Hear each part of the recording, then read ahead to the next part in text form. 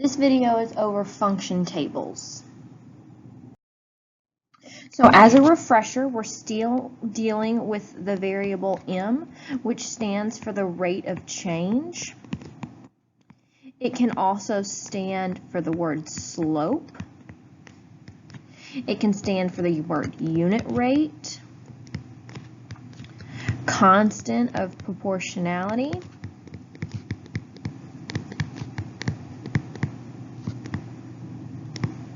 and a coefficient. All of these terms mean the same thing. And what it means is it means how much the data changes by.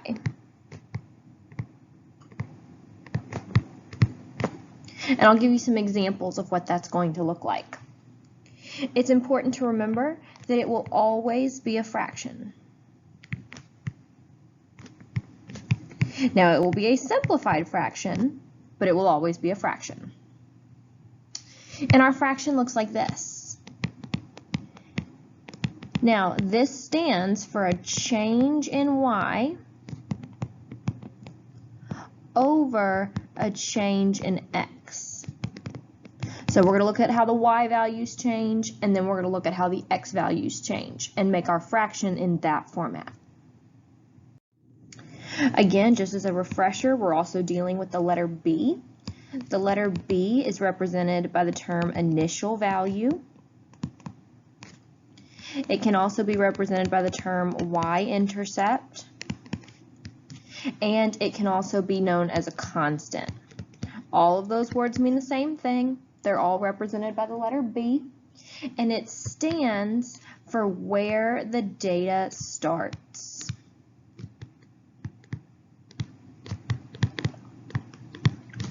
And so our clue of where the data starts is to look for 0. Data always starts at 0, so we want to look around the 0 area. Just like we did last week with equations, we want to remember our slope-intercept form equation, y equals mx plus b. Because we're going to be using the slope-intercept form in order to write an equation for the tables we're solving for.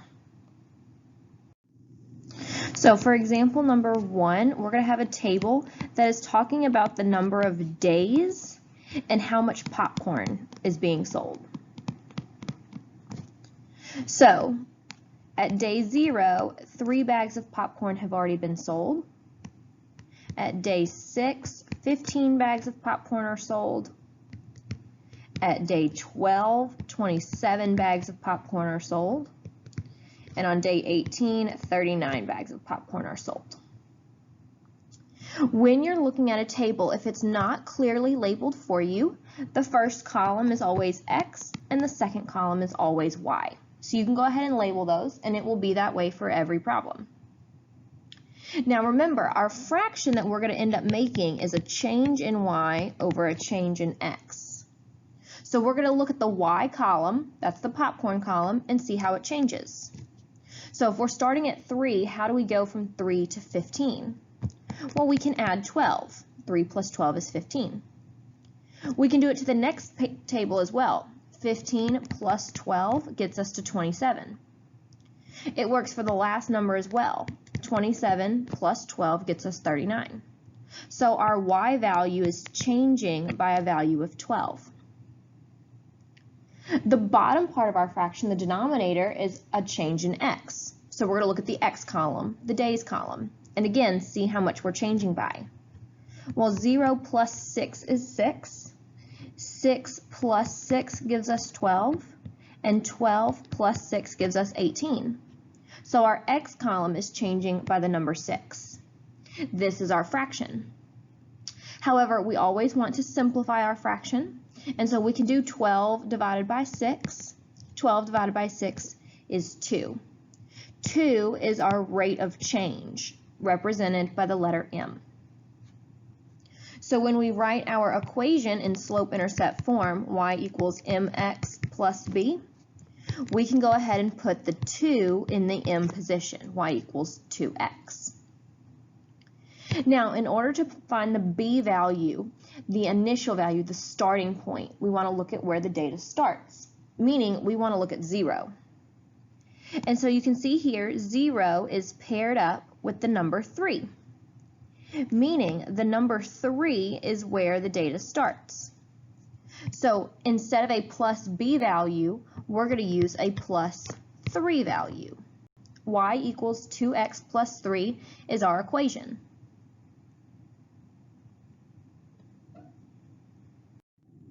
For problem number 2, we're going to have a table that's talking about the number of weeks and how much money is in a bank account.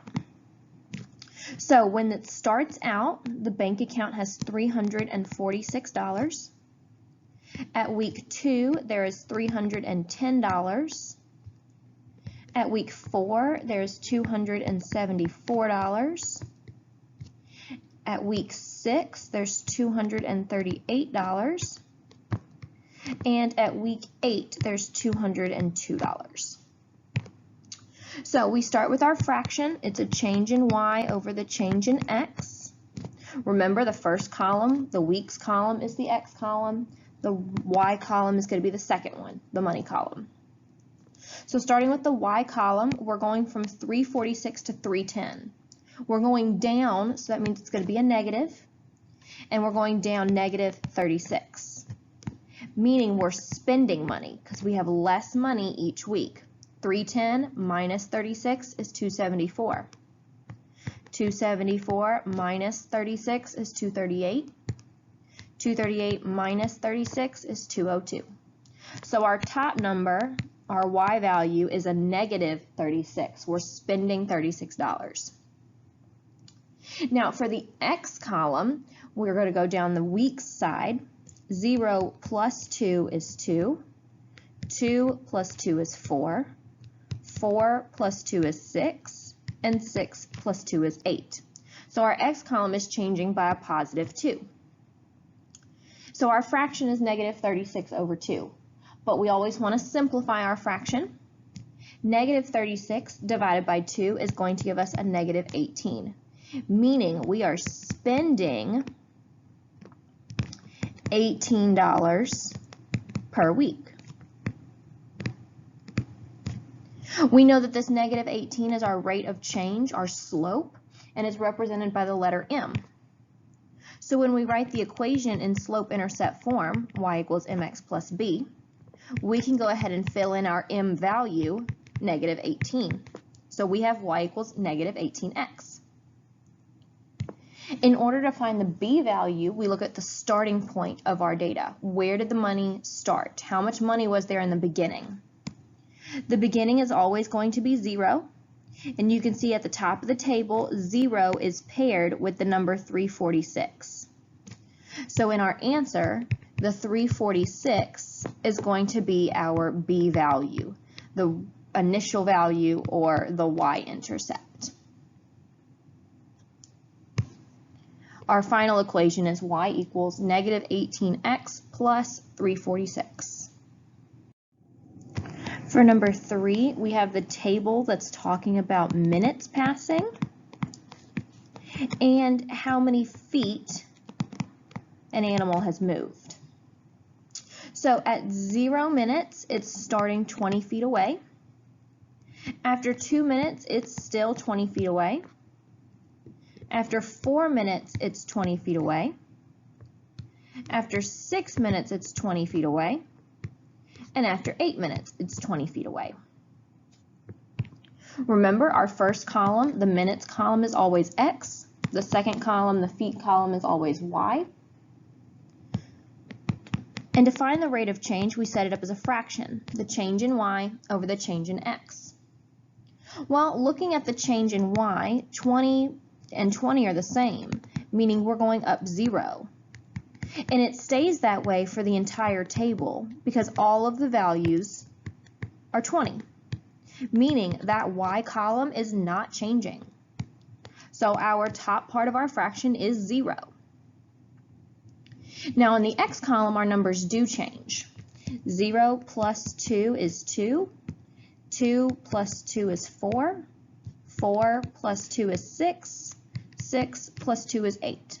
So our bottom fraction, our bottom number, the denominator, the x value, is changing by a positive 2. But we always want to simplify our fraction. So 0 divided by 2 is 0, meaning the animal is moving at 0 feet per minute, meaning it's not moving at all.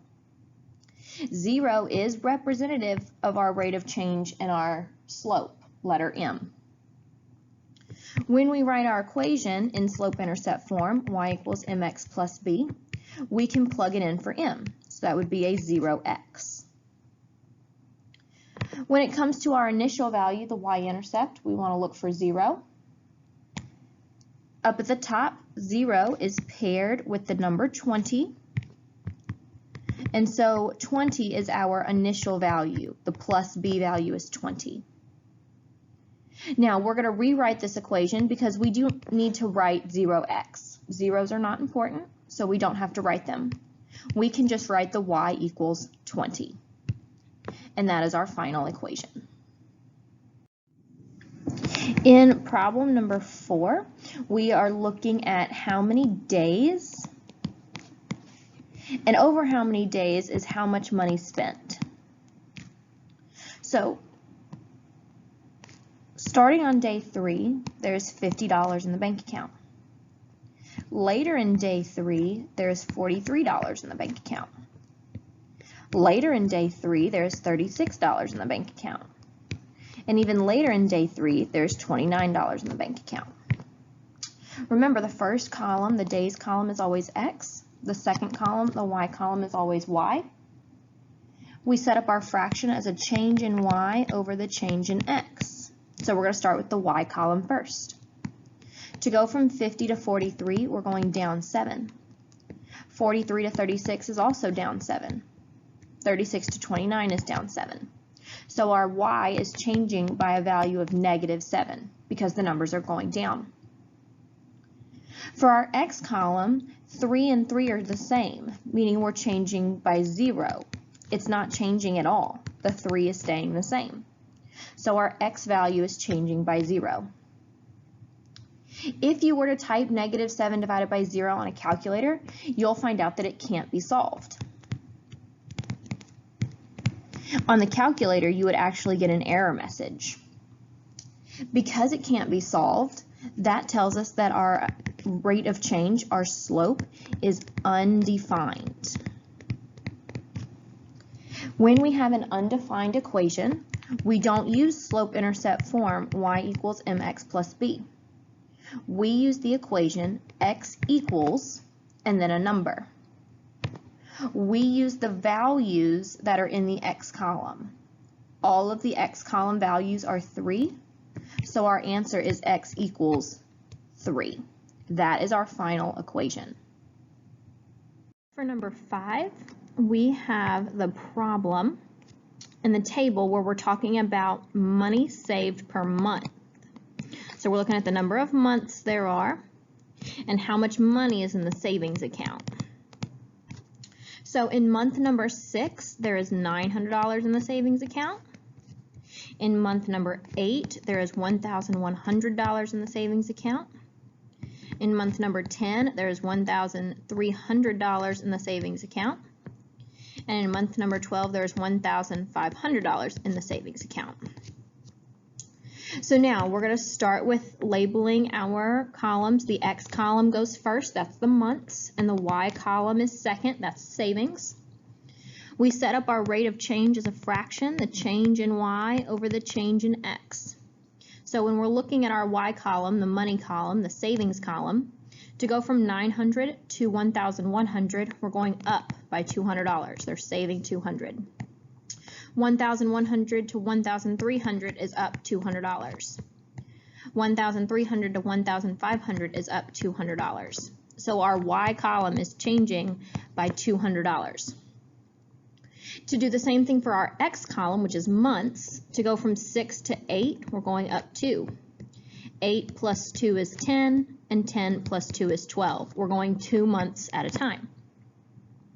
So we always want to simplify our fraction. 200 divided by 2 is going to give us an answer of 100, which is representative of our letter M, meaning it's $100 per month. So when we write our equation, we have our y equals mx plus b. And so our equation is going to have the mx value together. That would be the 100x, what we just solved. Now, when we're trying to find the b value, the initial value, we're trying to find the starting point of the data. And the data always starts at 0. But you'll notice there is no 0 in this table, meaning we actually have to work backwards. So to work backwards from our table, okay, think about what we have. We have month 12, month 10, month 8, month 6.